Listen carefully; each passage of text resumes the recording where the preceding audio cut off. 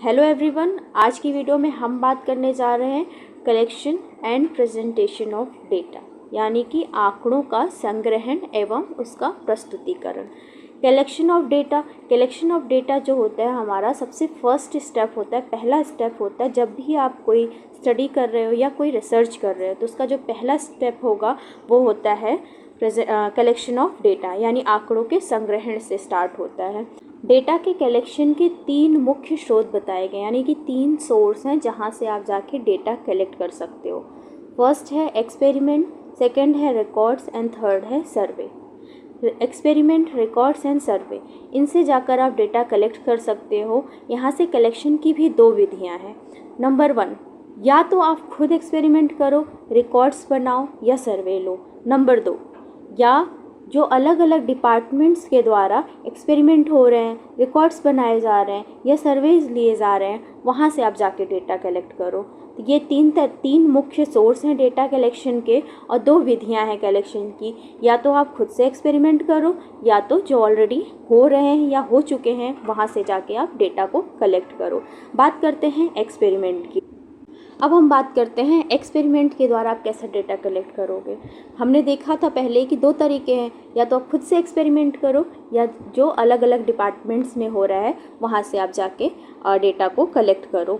तो लिखा है कि अलग अलग विभागों की प्रयोगशालाओं में अनेक प्रकार के अध्ययन और अनुसंधान के लिए कई प्रकार के प्रयोग किए जाते हैं, यानी कि बहुत सारे एक्सपेरिमेंट हो रहे हैं और इन प्रयोगों द्वारा जो डेटा का संग्रहण करते हैं और देन उस डेटा का एनालिसिस किया जाता है। उसके बाद आंकड़ों के संग्रहण और एनालिसिस यानी विश्लेषण द्वारा जो रिजल्ट मिल रहा है उसको थीसिस में या साइंटिफिक पेपर्स के माध्यम से प्रकाशित किया जाता है। और यहाँ पे जो प्रकाशित किया जा रहा है, जो पब्लिश किया जा रहा है, वहाँ से आप जाके अपना डेटा कलेक्ट कर सकते हो। तो एक मेथड ये हो गया कि एक्सपेरिमेंट, एक सोर्स हमारा हो गया एक्सपेरिमेंट्स के द्वारा। दूसरा आता है हमारा रिकॉर्ड्स के माध्यम से। रिकॉर्ड के माध्यम से कैसे आप डेटा कलेक्ट करोगे, तो लिखा है कि जैसे डेथ रिकॉर्ड्स बनाते हैं, birth record and marriage record, ऐसे बहुत सारे रिकॉर्ड्स होते हैं।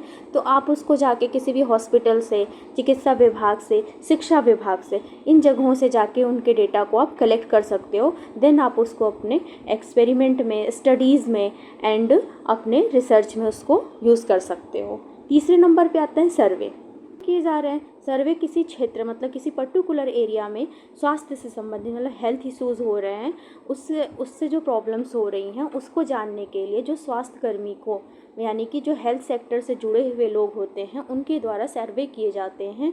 इन सर्वे द्वारा प्राप्त आंकड़ों को, यानी रिजल्ट जो भी डेटा होता है उसके माध्यम से जो भी प्रॉब्लम है उसका समाधान खोजा जाता है। अब हम क्या करेंगे, अब यहाँ से जो सर्वे से जो हमें डेटा मिल रहा है उस डेटा को, हम ऑलरेडी वो डेटा है, उस डेटा को उठाएंगे और उस डेटा को देन हम स्टडी करेंगे और अपने रिसर्च में उसको यूज़ कर सकते हैं। सोर्स पता चल गए डेटा कलेक्शन के, एक एक्सपेरिमेंट, दूसरा रिकॉर्ड्स एंड तीसरा सर्वे के द्वारा।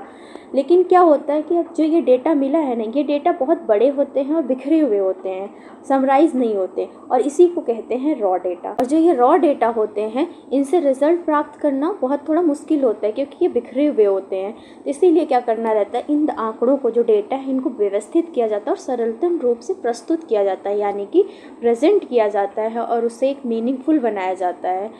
इसी को हम आगे देखेंगे। अब आप कैसे इसको प्रस्तुत करोगे, यानी कैसे आप इसको प्रेजेंट करके उस डेटा को मीनिंगफुल बनाओगे, अपने एक्सपेरिमेंट में या अपनी स्टडीज़ में या अपने रिसर्च में यूज़ करोगे।